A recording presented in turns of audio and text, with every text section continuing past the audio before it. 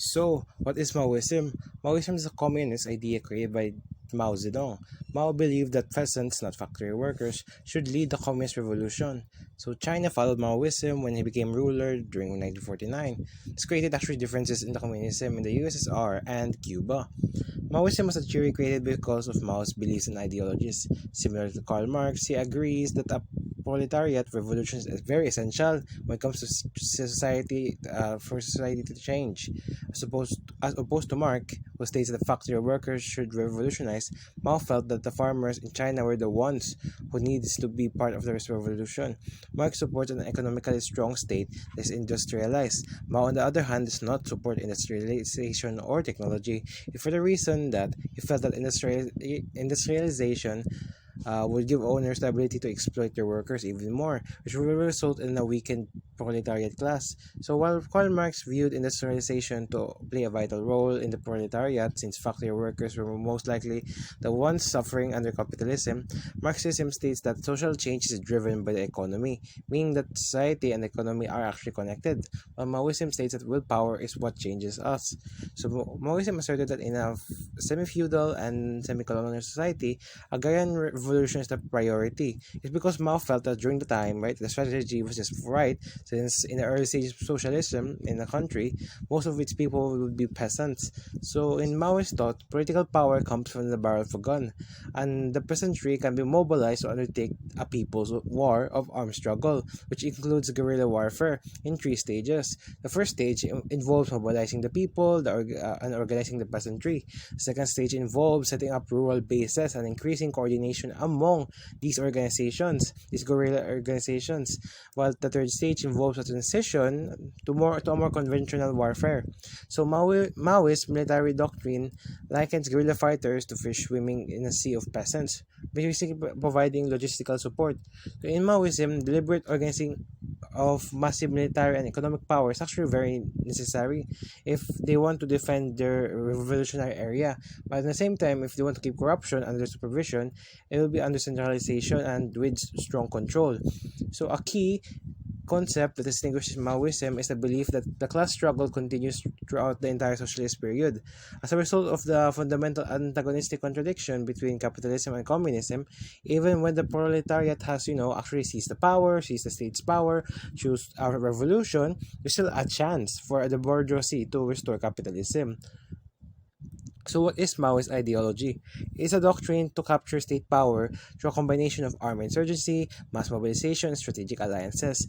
The Maoist also uses propaganda and disinformation against the state institutions and even other components of their insurgency doctrine. So, what is the goal of Maoism? So, in Marxism Leninism, that Mao Zedong developed for realizing a more socialist revolution that is more made adapted for the agricultural and pre-industrial society of Republic of China. There's actually a philosophical difference between the two, and that is that the peasantry are the ones that is basically the revolutionary vanguard in pre-industrial societies rather than the proletariat. So this updated version is adapted version of Marxism Leninism to Chinese conditions, in which revolutionary praxis is basically the more important one. So, it is a claim that Mao Zedong had basically adapted Marxism-Leninism to Chinese conditions, which basically evolved, and that it basically evolved not only in China, but also it applied to the world as a whole. So when it comes to Mao's political ideas, the Marxist-Leninist tradition regarded peasants as incapable of revolutionary initiative, and they just were useful in backing urban proletarian efforts, only those with decent backing or financial backing.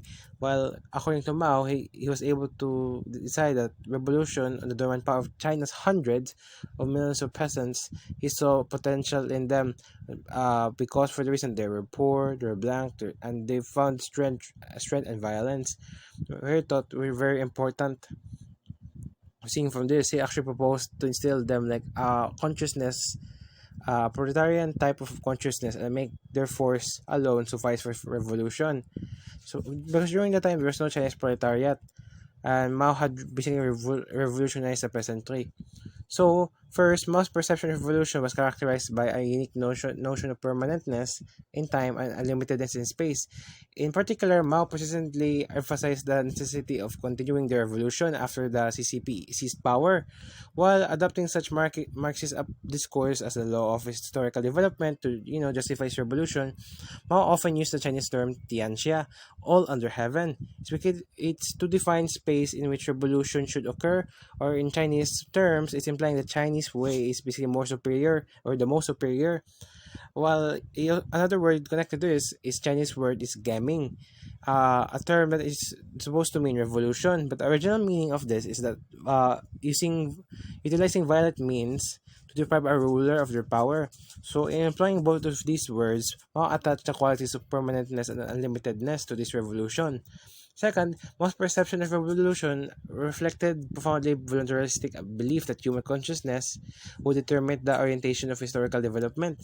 So for Mao, an essential condition for a revolution was actually the consciousness of the people, of the great masses, rather than the elites or the proletariats, to carry out these revolutionary changes. So when it comes to assessing if a revolution is successful or not, it depended widely on if it had changed the hearts and minds of the people.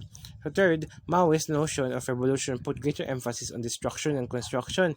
So according to Mao, he believed that no construction can happen without destruction. So only when destruction happens can construction begin. This is why during Mao's revolution, right, it was deemed one of the most violent and destructive time in history. Not only during the time when he was seizing political power from the state, but also in the stage of trying to make a continuous revolution. So when it comes to basic principles of Maoism, there are three principles. First is a doctrine that intends to seize state power through a mixture of armed insurgency and mass mobilization. Second, when it comes to protecting peoples of war, right, this means basically using this information and propaganda against state institutions. While third is leading from the discussion of state violence. Mao's insurgency doctrine states that use of force is non-negotiable. It basically means that Maoism actually glorifies violence and insurgents. An example of this is the People's Liberation Army. This army and its soldiers were trained to do the foulest forms of violence, to incite terror and fear among its people and the population. So obviously, during this, Maoism has created revolutionary strategies and tactics. The central mission of Maoist revolutionary strategies concerned mass mobilization. Mao basically emphasized the importance of taking the peasants as the main force of the Chinese Revolution, but they also focused on the dilemma in furthering this continuous revolution because these peasants actually have or were obsessed with petty bourgeoisie tendencies. So when the socialist planning economy, which basically focus on industrial development as its top priority, there's obviously encountered resistance from the peasants.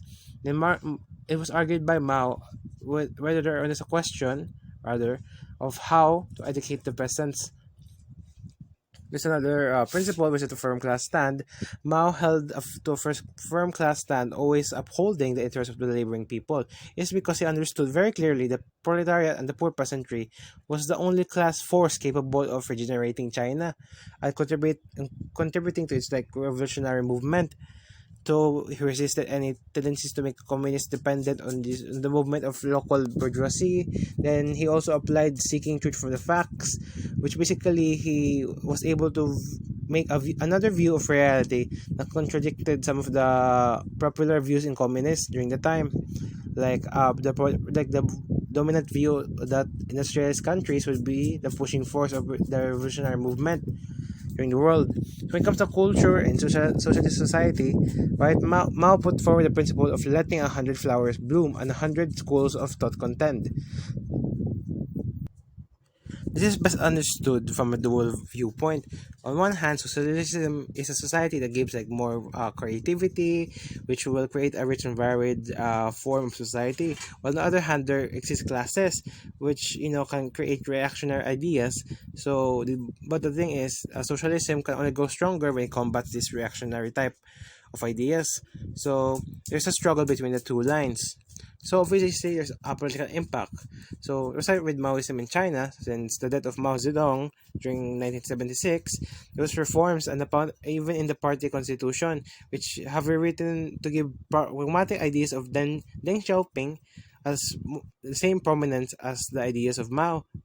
So a consequence of this is that the groups also outside of China who describe themselves as Maoists generally regard China as having abandoned Maoism, restored capitalism, and even though Mao Zedong, his thought is still listed as one of the most important cardinal principles of the PRC, his historical role is being reassessed.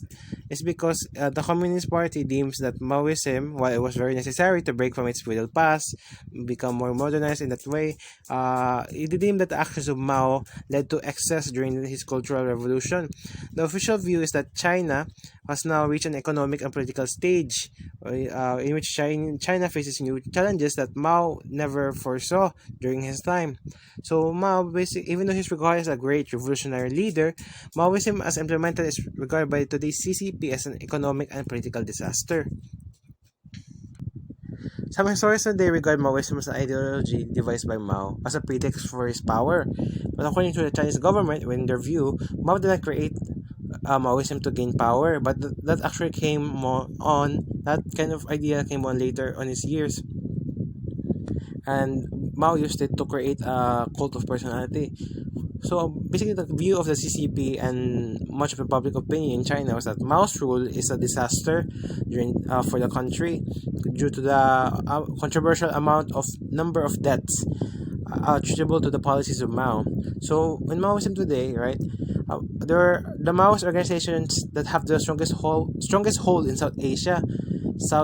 This comes in the forefront of armed struggles throughout the rest of the world, most notably in Bangladesh, Nepal, Peru, Turkey. And in the Philippines, right, there's a Communist Party of the Philippines that leads an armed struggle through its military wing, the New People Army. In Peru, there are several columns of the Communist Party fighting also another war. In India, right, the Communist Party of India, which is Maoist, have been fighting also a war that have expanded range of operations for over half of India. Even the Prime Minister states that it is the greatest internal security threat to India since the Republic was found. Maoism has also been significant political ideology in Nepal.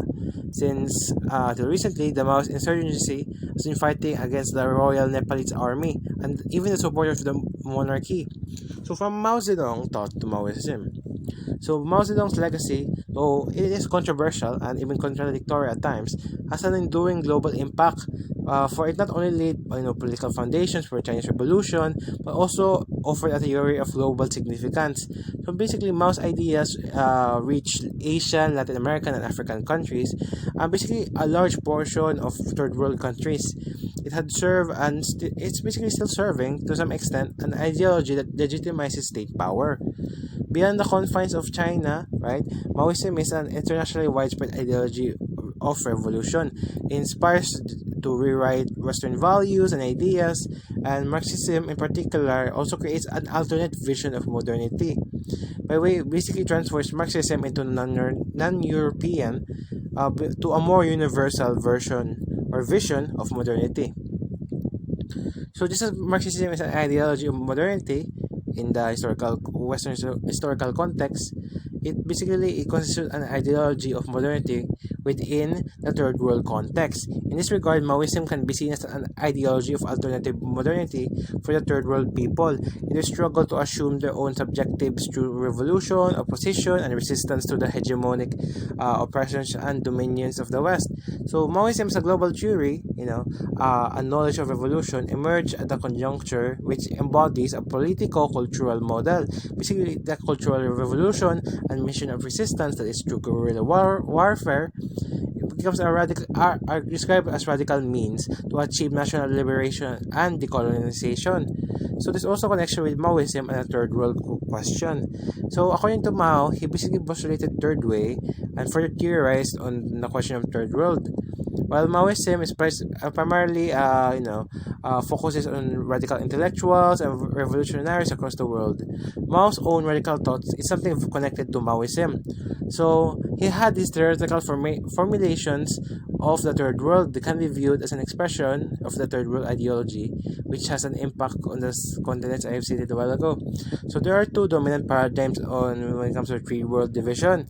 First is the development paradigm, which basically separates the rich, developed, industrialized nations from the poor, underdeveloped nations. While the second political paradigm separates the capitalist or democratic and communist or totalitarian countries.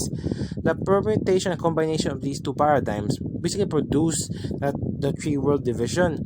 So conceptually, the three world idea can basically mean that can appropriate that these people, the third world people, and their struggles. It evokes structural commonalities under struggles.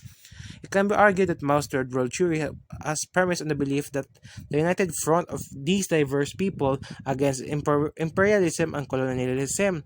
So Mao was increasingly inclined to believe that the Soviet Union and the US, as first world countries, were the greatest threat to world peace and would actually be the cause of new wars, which can be seen in the Cold War, right?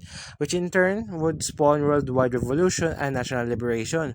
While Mao regarded countries like the Western Europe and Japan as second tier, basically the middle area, while Asian, African, and Latin American countries at the third tier.